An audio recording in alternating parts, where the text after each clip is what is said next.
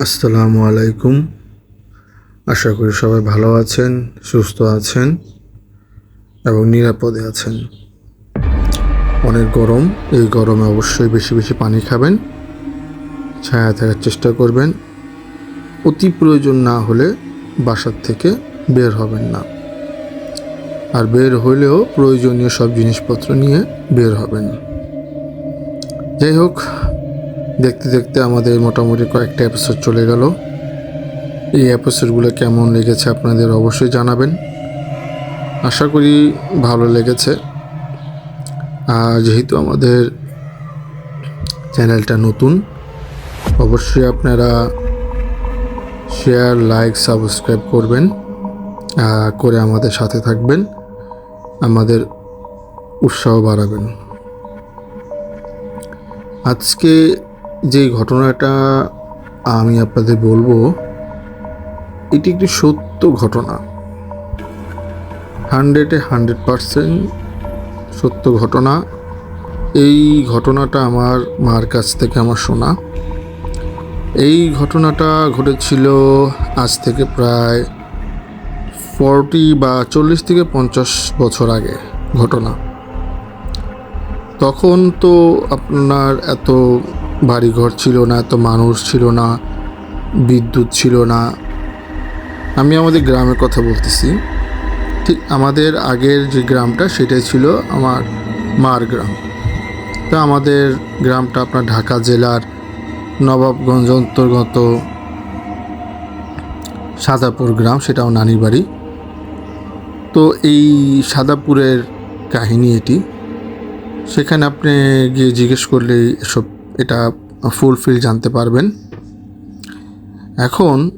তখন তো বললাম 40-50 বছর আগে কারেন্ট ছিল না। মানুষ আপনার সন্ধ্যার পরই দেখা যেত 7টা-8টা বাজলেই খাওয়া দাওয়া করে মানে এশার নামাজ পড়ার পরই ঘুমিয়ে পড়তো। তো এরকম করার পরে দেখা গেছে যে অনেকে আপনার সারাদিন কাজ টাজ করলে টায়ার্ড হয়ে যেত, ঘুমিয়ে পড়তো সবাই। প্রায় 2-1জন জাগনা থাকতো বা এরকম হবে। তো যার ঘটনাটা আমি বলতেছি, একে আপনার সাদাপুর গ্রামে অনেকেই চিনে, কিন্তু সাদাপুর না, আশেপাশে 5-10 গ্রামও তাকে চিনে। সে হাঁটে, সারাদিন হাঁটবে, তার হাতে অনেকগুলো সিগারেটের প্যাকেট দেখা যায়, ব্র্যান্ডের সিগারেট, নট কম দামি, ব্যানসন, তারপরে আরও যে গোল্ড লিফ, এগুলো। তা আমি তাকে লাস্ট দেখছি ধরেন আজ থেকে 12-14 বছর আগে। তারপরে আর আমি তাকে দেখিনি। আর তার জটালা চুল ছিল, অনেক বড় চুল, পুরোটাই জটালা। আর সে একা একা কথা বলতো, কারোর সাথে কোনো কথা বলতো না। কিন্তু তার কাছে সিগারেটের প্যাকেট অ্যাভেলেবেল থাকতো, মানে হাতে 2-3টে সিগারেটের প্যাকেট। কিন্তু সে যে টাকা কোত্থেকে পাইতো সে কথা কেউই বলতে পারে না, মানে আজ পর্যন্ত বলতে পারেনি, কারণ সে অত সচ্ছল ফ্যামিলি ছিল না। যাই হোক, এখন আমি পুরো ঘটনায় চলে যাই, মানে কীভাবে কী হয়েছিল। তো উনি মানে দিনের বেলা তখন তো সবাই চাষাবাস করতো, গরু ছাগল এগুলো পালন করতো। এখন তো অনেক কমে গেছে। তো সেও সেরকম আপনার গরু চড়ানোর জন্য উনি মাঠে যাইতো। তো মাঠে যাওয়া প্রত্যেক দিন তার এই রুটিনটাই ছিল। তো সে দেখা যেত যে সারাদিন গরু ছাগল এগুলো মাঠে ঘাস খাওয়ানোর পরে সে সন্ধ্যার পরে গোসল টোসল করে খাওয়া। তো সন্ধ্যাবেলা উনি মানে আপনার রেস্ট করে সন্ধ্যার সময় বের হয়ে উনি একটা গাছের নিচে গিয়ে বাঁশি বাজাতে খুব ভালোবাসতো। সে অনেক বাঁশি বাজাইতো। তো তখন তো চারিদিকে নীরব, বললামই যে অনেক কিছু তখন ছিল না, গাড়ি ঘোড়া ছিল না। তো অনেক দূর পর্যন্ত বাঁশির শব্দটা আপনার আসতো। তো আমার মারা যেখানে থাকতো সেখান থেকে স্পষ্ট বাঁশির শব্দটা আসতো। তো যাই হোক, এইভাবে প্রত্যেক দিনই উনি একই রুটিন, গরু ছাগলই করার পরে উনি বাঁশি বাজাইতো। বাঁশি বাজায় আবার সে বাসায় চলে যেত। তো কিছুদিন পরে উনি ওনার মাকে একদিন বলতেছে যে, মা, আজকে আমার ঘরটা একটু সুন্দর করে লেপে মানে তো বুঝিনি যে আপনার মাটি দিয়ে ঘরটাকে সুন্দর, তখন তো বেশিরভাগই টিনের ঘর আর মাটির ঘর ছিল, ওই নিচের যে সাইডটা থাকে ওটা মাটিরই থাকে বেশিরভাগ তখন ছিল। তো ওইটা সুন্দরবত মানে মাটি দিয়ে লেপে রাখার জন্য। তো ওনার মা জিজ্ঞেস করলো যে আচ্ছা ঠিক আছে, অসুবিধা নেই। তো যাই হোক, ওনার মা ঘরটা সুন্দর মতো লেপে টেপে রাখলো। তো লেপে টেপে রাখার পরে সেদিন রাত্রে আপনার মানে ঠিক মধ্যরাতের দিক দিয়ে অনেক শব্দ, হ্যাঁ, বাঁশি ঢোল এগুলো শব্দ। তো ওনার মা পাশের ঘর থেকে শুনতেছে যেগুলো শব্দ, মানে হালকা হালকা শব্দ আসতেছে ওনার কানে। পরে উনি যে এক বয়স্ক মানুষ ছিল, উনি ঘুমায় পড়লো। পরে সকালবেলা দেখলো যে ওনার ছেলের স্যান্ডো গেঞ্জি পরা, স্যান্ডো গেঞ্জিতে হলুদ এগুলো লাগানো। তখন উনি জিজ্ঞেস করলো কী ব্যাপার, তুই ভালো মতো শুইলি রাতে, এখন তোর গায়ে স্যান্ডো গেঞ্জিতে হলুদ এগুলো যে লাগানো? পরে যে বললো যে মা আসলে তোমার তো বলা হয় নাই, তো আমি আমার সাথে এক পরীর সাথে সম্পর্ক হয়েছে, এখন পরীর সাথে তো কালকে রাতে আমার হলুদ হয়েছে, আর কালকে বিয়ের জন্য ওরা আসবে। তো বললো যে ওনার মা বলতেছে যে কিভাবে হইলো এটা।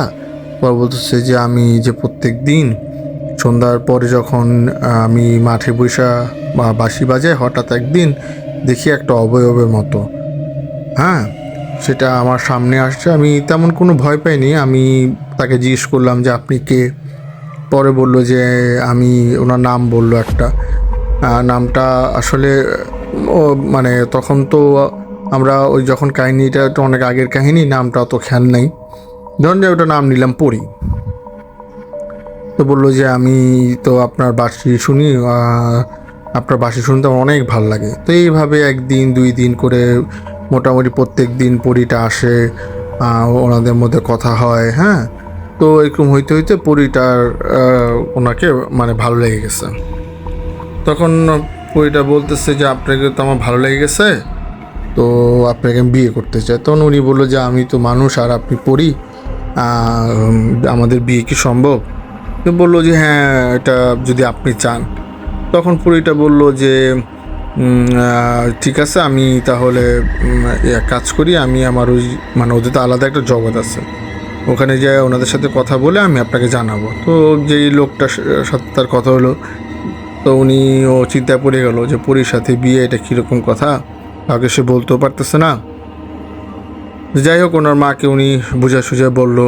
ওনার মা বললো যে দেখো বাবা, এগুলো তো মানুষ পরীর সাথে কোনো সময় বিয়ে হওয়া সম্ভব না, আর বিয়ে হইলেও এটা তো বাবা কোনো সময় টিকবে না। তখন উনি বললো মা এখন কি করার আছে, এখন তো আমারও ভালো লেগে গেছে, এখন তুমি একটা কাজ করো, তুমি কালকে আমার ঘরটা যেভাবে আজকে লেপে রাখছো, কালকে ওইভাবে লেপে সুন্দর মতো বিছানার নতুন চাদর টাদর দিয়ে তুমি একটু সাফ সাফাই করে রাখো, ওরা রাতের দিকে আসবে। তো না মা বললো আচ্ছা ঠিক আছে, এখন তো কিছু করার নাই, যেহেতু ছেলে চায়, হ্যাঁ, আর ছেলেও মোটামুটি মানে প্রেমে পড়ে গেছে। তো ওনার মা ঠিকই সকালে উঠে ঘর টর লেপে সুন্দরভাবে আপনার পরিষ্কার পরিচ্ছন্ন করে নতুন চাদর বিছিয়ে দিল খাটে, কারণ পরীরা আপনার বা জিনেরা এরা পরিষ্কার পরিচ্ছন্ন কিছু আছে যারা খুব পরিচ্ছন্ন পছন্দ করে, আর যেগুলো পিচাস জাতীয় জিন ওরা তো এমনি নোংরা, ওরা নোংরা পছন্দ করে। যাই হোক, তো পরের দিন তো আসার কথা। তো পরের দিনে ওই যে যার গল্প আমি আপনার কাহিনী বলতেছি, ওনার একটা কাজ পড়ে গেল, হ্যাঁ। ওনার আমরা একটা ছদ্মনাম দিই, ধরেন যে ওনার ছদ্মনাম হয়েছে ধরেন মারুফ।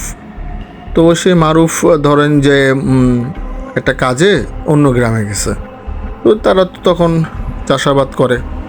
তো আস্তে আস্তে মোটামুটি লেট হয়ে গেছে, সন্ধ্যা পার হয়ে গেছে। তখন সন্ধ্যা পার মানে অনেক কিছু। তো উনিও লাইট টাইট নিয়ে যায়নি, আসতে লেট হয়ে গেছে, এর জন্য আস্তে আস্তে বাসার দিকে কোনো রকম আসছে। তো এর মধ্যে হয়েছে কি, এর মধ্যে ওনার একটা বিধবা বোন আছে, উনি আসছে আপনার দুপুরের পরে, উনি বাসাতে বেরো যাওয়ার পরপরই আসছে। তো উনি বলতেছে যে মা আমি তো অনেক ক্লান্ত, আমি একটু ওই রুমে গিয়ে মানে ভাইয়ের রুমে একটু শুয়ে থাকি। তো ওনার মা ভাবছে আচ্ছা থাক, ওটু তো এখন আসে নাই, ও আসুক, মারুফ আসুক, তারপরে ওখান থেকে। এখন ও নিজে শুয়ে ঘুমিয়ে পড়ছে, ওনার সাথে আবার ওনার একটা বেবিও ছিল, বাচ্চাও ছিল। যাই হোক, এখন তো আপনার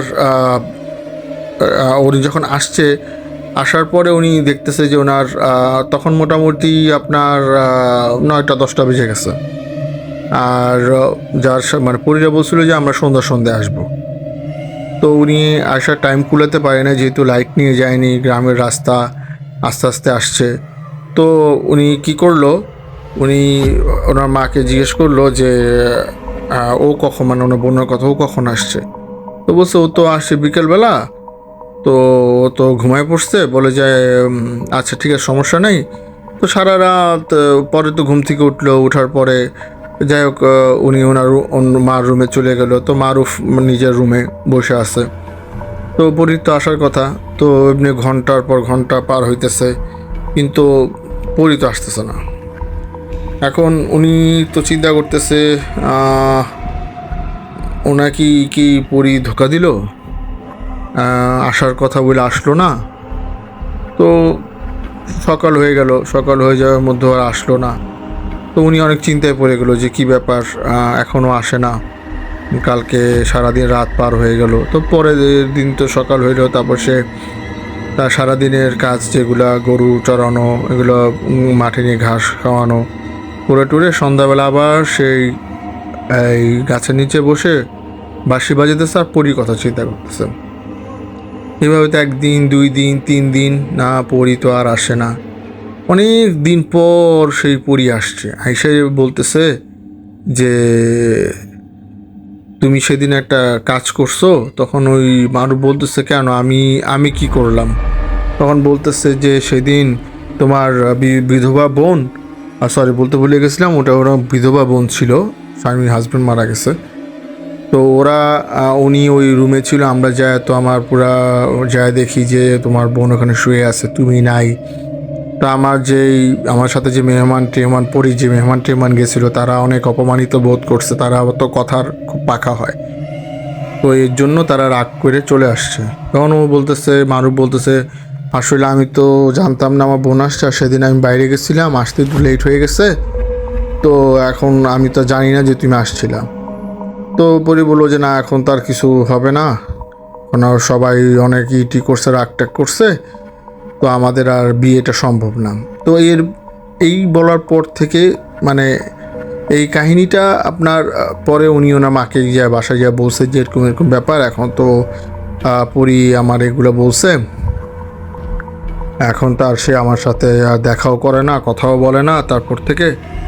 তো যাই হোক, ওনার বাবা ভাবছে হয়তো বা এটা নর্মাল বিষয়, তো উনিও ভাবছে যাই হোক, যা হয়েছে ঠিক হয়ে যাবে। কিন্তু আসলে মারুফের আস্তে আস্তে আস্তে আস্তে সে পাগলের মতো হয়ে গেল বলতে, সে কোনো কাজ করে না, কর্ম করে না, সে চুপচাপ বসে থাকে, হ্যাঁ, আর শুধু মানে একা একা কথা বলে। তো আস্তে আস্তে আস্তে আস্তে সে পুরাই পাগল হয়ে গেল। সে ওই আপনার বড় বড় জট হয়ে গেল মাথায়। তারপরে সে একা হাঁটতে হাঁটতে অনেক দূর চলে যেত, ধরে যে 8-10 গ্রাম দূরে সে হাইটে সারাদিন চলে যেত। আর ওই যে বললাম, আসছে সিগারেট খাইতো শুধু, কিন্তু সিগারেটের পয়সাটা কোত্থেকে আসতো কেউ বলতে পারে না। আমি যেই মানে কথাটা আপনাদের বললাম, সে কথার জন্য বললাম কারণ সত্য ঘটনা অত আপনার রংচং মাখিয়ে বড় করা যায়, কিন্তু এত রংচং মাখার কিছু নেই। যেটা রিয়েল ঘটনা, এটা রিয়েলি, এগুলো ছোটোই আপনারা পাবেন আমাদের কাছ থেকে। হ্যাঁ, ব্ল্যাক ম্যাজিক কিছু ঘটনা পাবেন ইনশাল্লাহ, ওগুলো একটু বড় হবে যেহেতু ব্ল্যাক ম্যাজিকের ঘটনা। আচ্ছা, তারপরে কি হইলো, তারপরে ওনাকে সবাই ওই পাগলভাবেই জানতো, কেউ কিছু বলতো না। উনি ওনার মতো হাঁটতো, সিগারেট খাইতো, একা কথা বলতো।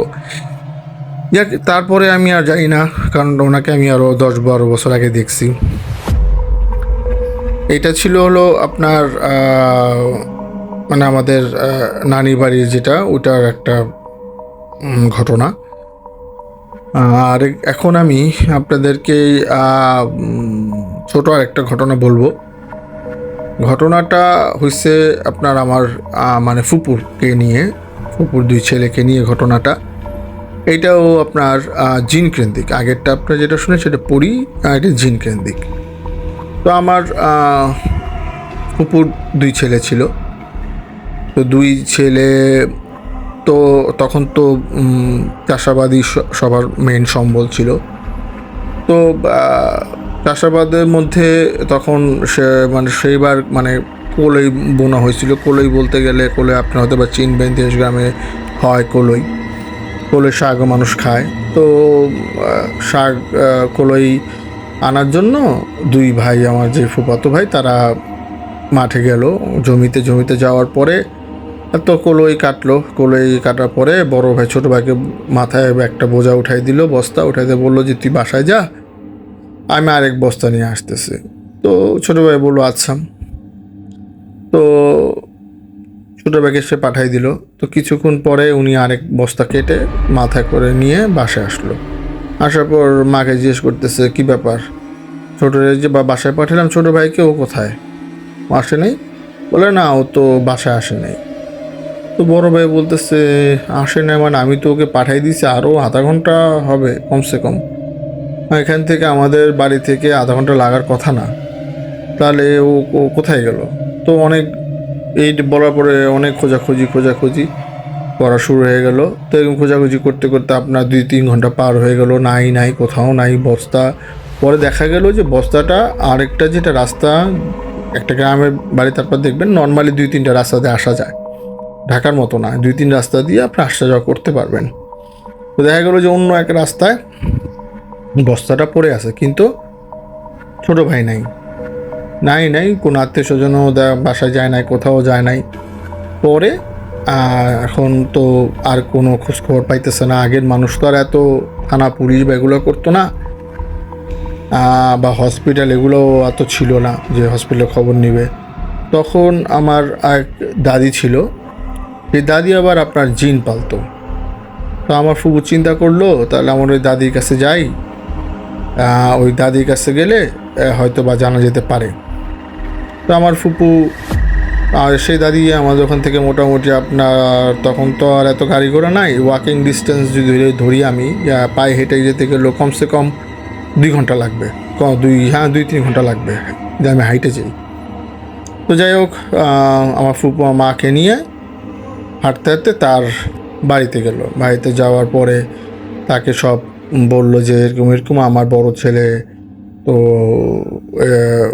চলে আসছে বাসায়, কিন্তু ছোটোটা তো আসে না, ছোটোটাকে কলই মাথায় উঠাই দিয়া বলছে তুই বাসায় যা, আমি আসতেছি। কিন্তু কোলে বস্তাটা পাওয়া গেছে। তখন আমার দাদি বলল যে আচ্ছা ঠিক আছে, আমি দেখি আমার জিনকে দিয়ে খোঁজখবর লাগে, আমি পরে জানাইতেছি, কালকে দেখা যায়, তোমার কালকে আসো। তো আমার ফুপু আমার মা দুজনে চলে আসলো সেদিন। তো পরের দিন গেল, পরের দিন যাওয়ার পরে আমার সেই দাদি জিন ডাকলো। তো আমার মা আর কি তখন বুঝতে পারলো যে জিনটা কীভাবে আসে, সে তখন চাক্ষুষ প্রমাণ বলতে পারেন। তখন আমার দাদি, ঘর তো অন্ধকার, কিছুই দেখা যায় না। পরে আমার দাদি জিজ্ঞেস করলো যে তোমরা ওনার ছেলেকে নিয়ে গেছো না কি, বা ভালো মন্দ ওর খোঁজ খবরটা একটু দাও। পরে বললো যে হ্যাঁ ও আছে, আমাদের কাছে আছে, এক জিনের কথা বললো ওদের কাছে আছে, ভালো আছে। তো বললো তাহলে ওদেরকে বলো ওকে ফেরত দিয়ে দিতে, ওকে নিয়ে গেছে কেন? বলে যে না, আমি খোঁজ খবর নিয়েছি আপনি বলার পরে, ওকে ফেরত দিয়ে যাবে 2-1 দিন পরে, বা একটু বেশি লাগতে পারে। বলে আচ্ছা ঠিক আছে। তো সেদিনের মতো কথা শেষ। তো আমার দাদি বললো তো শুনলাই, তো তোমরা 2-4 দিন পরে খোঁজটা নিয়ে দেখো।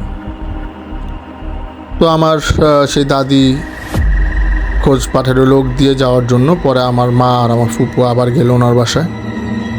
পরে যাওয়ার পর জিন ডাকলো, জিন বৈঠক দিল। আসার পরে জিন জিজ্ঞেস করতেছে জিনকে, আমার দাদি যার কাছে আর কি আছে, ওই আমার ফুপাতো ভাইটা, তো ওনাকে ডাকা হইলো। জিনটাকে বললো যে কী ব্যাপার, এখনও তোমরা ফেরত দাও না ওকে?